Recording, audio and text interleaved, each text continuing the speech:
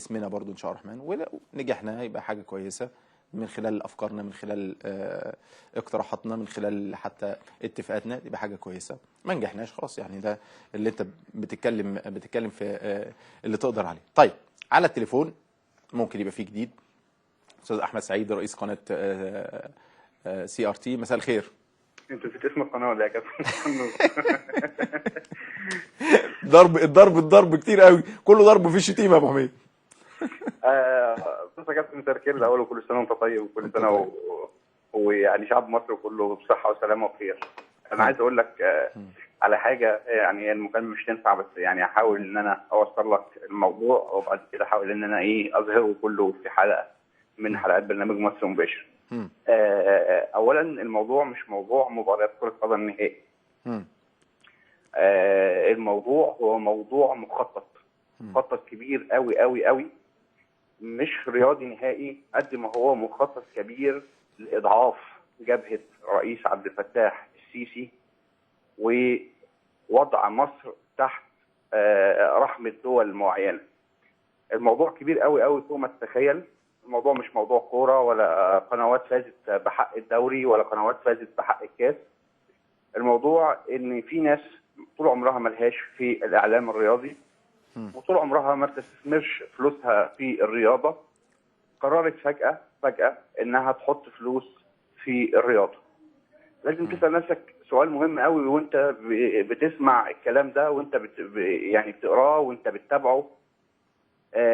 زي ما بيقولوا كده بالمثل البلدي، ايه اللي جاب عيشه لام الخير؟ النهارده الهدف من الاستاذ نجيب ساويرس في احتكار حتى القناه الخارجيه اللي هي اليورو او غيرها، هو هدف واحد، هو احتكار اعلام داخليا وخارجيا. وانا بقول ان مصر اكبر من انها يتحط لها طعم بالطريقه ديت وتاكله. يعني عشان بس الناس تبقى فاهمه كويس، مين كان في لندن واجتمع بالقياده الثانيه من جماعه الاخوان المسلمين، وكان ممنوع من دخول البلاد، وفجاه سمح بدخول البلاد، وعليه اكثر من نصف مليار للتلفزيون المصري، وفجاه دخل عادي جدا جدا جدا، ما بقاش عنده اي مشكله. وفجاه بدات الخطوط كلها تتواصل بين جبهه الاخوان المسلمين في السيطره على الاعلام. سامعني؟ معاك في السيطره على الاعلام داخليا. لان دلوقتي انا قلت، يعني انا كان عندي التلفزيون المصري نفسه، وانا بقول الكلام ده وبوجه كمان رساله للرئيس عبد الفتاح السيسي. في ناس ليها هدف اسقاط التلفزيون المصري. طب ما تشرح الامر ده يا ابو حميد، اشرح الامر ده بعد اذنك، يعني في جزء منفصل بقى، عن بجزء تفصيلي اسف في البرنامج، لكن قول لنا احنا في CRT هنا مجهزين حاجه للمشاهد الرياضي، يعني التفصيله الرياضيه، هل في حاجه رياضيه مثلا؟ الامور اللي انت بتتكلم فيها ديت امور ممكن تتشرح بالتفصيل بشكل كبير جدا جدا جدا، والمشاهد الهدف كابتن بعد اذنك، الهدف من وضع الامور الرياضيه، انا بتكلم في مصلحه بلد، ودي اكبر من حتى من مصلحه CRT او مصلحه قناه النهار الرياضيه او اي حاجه. انا الاول بشكر السبع انديه اللي رفضوا ان هم يبقى كل الموضوع جبهه معينه. ان كان الهدف هو التلفزيون المصري، انا عادي جدا ممكن. انا قلت قبل كده التلفزيون المصري لو خد المباريات على قناه النيل الرياضه وشفر المباريات ب 100 جنيه وعمل مجموعه قنوات متخصصه سواء سينما وافلام، وعنده مكاتب مهوله، عنده مكتبات افلام تخلي الناس قاعده طول النهار والليل قدام التلفزيون، لان كلها من انتاج التلفزيون. 100 جنيه هيدخل التلفزيون المصري 3-4 مليار في السنه، لو ادى منهم مليار للكوره هيحسن الملاعب وهيحسن. انا بقول لك في مخطط كبير جدا جدا جدا لسحب البساط من تحت ايد التلفزيون المصري. حضرتك عارف امكانيات القنوات الخاصه، ولو انت لما تيجي تذيع مباراه للاهلي على قناه النيل للرياضه او قناه سن او قناه الحياه، انا بتكلم بصراحه شديده، يبقى انت كده بتاخد البساط من تحت ايد قناه النيل للرياضه، وحضرتك فاهم ده كويس جدا. بتطلع انت رجعت المشاهده من امتى واحنا كنا بنشوف قناه النيل للرياضه عليها كميه الاعلانات دي؟ حضرتك شفت من امتى قنوات النيل عليها كميه الاعلانات دي. انت كنت بترجع الاعلان ثاني للتلفزيون المصري، بترجع له قوته مره ثانيه، بترجع له جبروته مره ثانيه. انا بقول لك انت كنت ممكن تقدر توفر اكتر من 5-6 مليار، تخدم 2 مليار الكره المصريه بتطوير ملاعبها، برياضتها، بانديتها، وتوفر فلوس التلفزيون المصري اللي الرئيس الجمهوريه اكثر من مره بيصرخ ويتالم من الفلوس اللي بياخدها التلفزيون المصري والخسائر التي يحققها مبنى ماسبيرو. انا بقول لك المخطط كبير جدا جدا جدا. واضم بك لكلامك معلومه برضو. انت عارف ان الشركه الراعيه السنه اللي فاتت كانت واخده حقوق، انت عارف انها واخده حقوق الاستوديو التحليلي بتاع النيل الرياضه، واخده الحقوق بتاع الاستوديو بس، تمام. كانت دافعه للنيل الرياضه والتلفزيون المصري 45 مليون جنيه، بعد ما نقلت بقى وبعت الحقوق لقنواتين تانيين غير النيل الرياضه ب 65 مليون جنيه. انت متخيل انها هتدفع نفس الرقم تاني للنيل الرياضه؟ اشك. لا طبعا مستحيل. انا بقول لحضرتك النهارده المخطط، وللاسف انا قلت قبل كده، انت لو تفتكر برنامج البيت بيتك اللي كان بيجي على القناه الثانيه والمصريه، طبعا البرنامج ده انا كان ذكاء كبير جدا من رئيس الجمهوريه ساعتها محمد حسني مبارك، انه نشغل برنامج مدي مساحه من الحريه شويه للاستاذ، كان الاستاذ محمود سعد هو اللي كان عنده مساحه من الحريه شويه، وينقد الوزراء وينتقد الاداء. تحول جمهور التلفزيون او الجمهور المصري كله الى التلفزيون المصري، وهو بيشوف لاول مره على شاشه التلفزيون اعلامي بينتقد وزير، اعلامي بينتقد اداء. فانت النهارده بتسحب الجمهور من تحت ايد التلفزيون المصري، وبتوجه الجمهور لاتجاهين: قنوات الجزيره الرياضيه القطريه عن طريق حقوق كاس العالم وحقوق مباريات دوري ابطال اوروبا وحتى مباريات افريقيا وتصفيات افريقيا، وبتروح محول الجبهه الثانيه تحت قنوات ثانيه تبع ايد جماعه الاخوان المسلمين من الداخل عن طريق برضه الاعلام الرياضي. يبقى انت قدرت حضرتك بسهوله جدا سحب البساط من التلفزيون المصري واتجاهه وتحكم شخص واحد، ودي كارثه خلي بالك. يعني لو الشخص ده ضد الدوله او زعلان من الدوله وجماهير الكره مشكله مع الدوله، حتى الاعلاميين اللي موجودين في الاخر الاعلامي بيطبق سياسه قناه، خلي بالك. يعني الاعلامي بيطبق في الاخر سياسه قناه، لان مهما كان الاعلامي صاحب راي فهو موظف في القناه.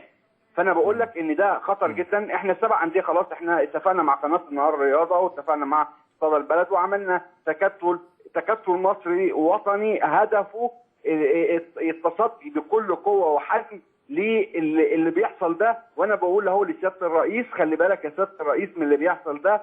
دخول فلوس نجيب سويرس في الاعلام الرياضي هدفه عمل تكتل قوي قصادك.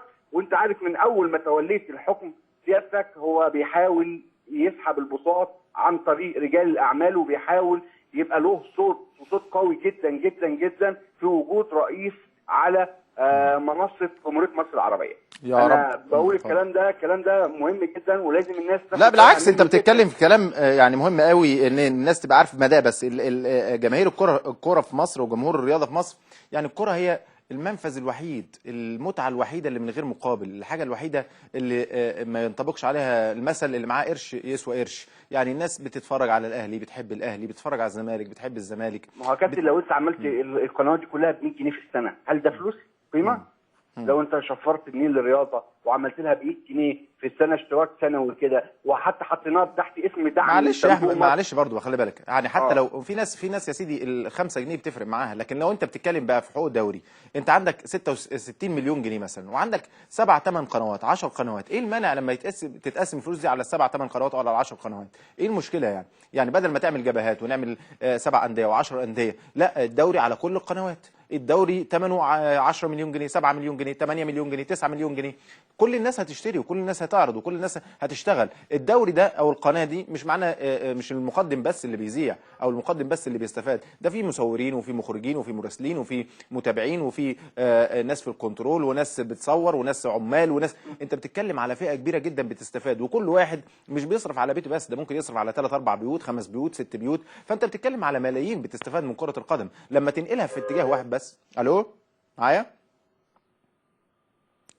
الو معاك يا كابتن. خدت بالك لما تحصرها في حته واحده بس، انت بتفرض الناس على راي واحد بس، على اتجاه واحد بس، على معلومه واحده بس، على راي واحد بس. فاعتقد خطوره المكان بتيجي من هنا استاذ احمد. انا بقول لحضرتك انا ما كانش عندي ادنى مشكله عشان بس الناس تبقى فاهمه الموضوع صح. ما كانش عندي ادنى مشكله ان الرياضه تفوز بحق المباريات كلها والدوري كله، وان قنوات رياضيه ثانيه ما تشتغلش. مش هي دي المشكله. المشكله في انك بتسحب البساط ليه من تحت رجل التلفزيون المصري. مين اللي حاطط بينه وبين التلفزيون المصري جبهه صقر وعايز يحطم التلفزيون المصري؟ ومين الوسطاء اللي دخلوا في الصفقه المشبوهه ديت للقصد وعندهم سبب قوي في هدم هذا المبنى اللي انت لو اتسحب من تحت ايدك اعلاميا التلفزيون المصري. مصر بقى لها 5 سنين بيحكمها الاعلام.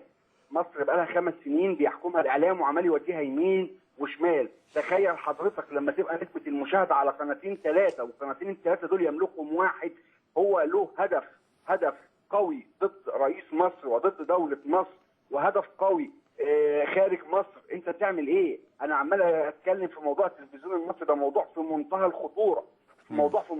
مش عيب ان انت عندك 3-4 برامج قويه في التلفزيون المصري ينتقدك كرئيس، ينتقدك كوزير. انت كده بتسحب المشاهده.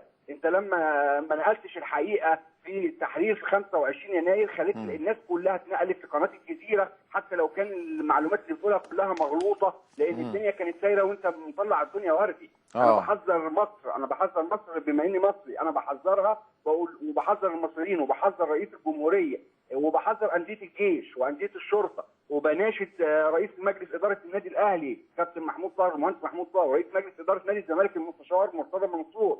والمستشار مرتضى منصور عنده خلفيه جامده وقويه جدا من اللي بيحصل دلوقتي. يعني ايه الاعلام الرياضي كله يبقى تحت قبضه نجيب ساويرس؟ انا هقول المره المليون، الاعلام الرياضي كله يبقى تحت قبضه نجيب ساويرس. يعني الاعلام كله هيبقى في ايد نجيب ساويرس اللي دلوقتي هدفه كله الاستيلاء على الاعلام داخليا وخارجيا لاغراض ثانيه، وانا هكشفها كلها في البرنامج بالمستندات. يلا مستنيينك بس انت كمان يعني شاهد شويه في موضوع ال7 انديه دول مع القنوات اللي انت قلتها كلهم قنوات محترمه. خلاص انتهينا. ان شاء الله الصبح في المبلغ هيدفع، الفلوس هتدفع بيننا وبين القناتين التانيين. وانا بشكر ال7 انديه دول، بشكرهم شكر كبير جدا. طب قولهم برضه عشان الناس تبقى عارفاهم يا احمد. انديه وطنيه، يعني عندنا نادي بتروجيت، نادي سموحه، دجله، نادي المقاولين العرب، وادي دجله، الانتاج الحربي، الداخليه، اسوان. في نادي ثاني الداخليه والانتاج الحربي واسوان ووادي دجله والمصري المقاصه سموحه في الفرق ولا لا؟ سموحه موجود وبتروجيت. اوكي يلا يعني طبعا 7 انديه قويه جدا. انا بقول لك انا بشكرهم جدا. هم جات لهم عروض كبيره وناس حاولت كتير تستقطبهم، لكن يعني ذنب قناه زي مثلا قناه النهار الرياضيه طبعا لو ما خدتش اي مباراه من مباريات الدوري هتضطر انها تقفل. هتشتغل في ايه قناه النهار اذا كان هي رياضيه اساسا يعني؟ يعني قناه رياضيه ما عندهاش مباراه دوري هتشتغل في ايه؟ انا بقول ان في قنوات زي صدى البلد، في قنوات زي النهار، في قنوات وطنيه هدفها كله وطني، مفيش رجال اعمال بيتحكموا فيها لهدف معين او لحاجه معينه. اوعى يا سياده الرئيس تخلي اعلام او جبهه اقوى من جبهتك. انا بناشد سياده الرئيس مباشره. الكلام ده خطر جدا جدا جدا. وانا بقول لك هكشف في البرنامج المقابله اللي تمت في لندن في فيلته في لندن مع مستنيينها. هتبدا امتى؟ مع النهار الرياضه. هتبدا امتى؟ السبت ان شاء الله. السبت ان شاء الله باذن الله. ده السبت ده خلي بالك ماتش الزمالك. السبت ده ماتش الزمالك. هسيبه لك السبت واشتغل السبت والحد لحد ماتش الاهلي.